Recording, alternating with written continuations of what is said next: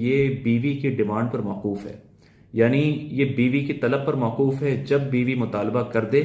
तब शौहर पर देना लाजिम है, और अगर वो मुतालबा करे और शौहर अदा ना करे तो अब बीवी उसे अपने करीब आने से भी रोक सकती है, और अगर शौहर उसे कहीं सफ़र पर ले जाना चाहे तो सफ़र पर जाने से भी मना कर सकती है, और शरई एतबार से वो गुनहगार नहीं होगी, क्योंकि उसके पास महर मुअज्जल यानी इंदत तलब है कि जब वो मुतालबा करे शौहर को वो माल देना लाजिम है। ना देने की सूरत में वो शौहर को अपने करीब आने से रोक सकती है। ये हो गई पहली किस्म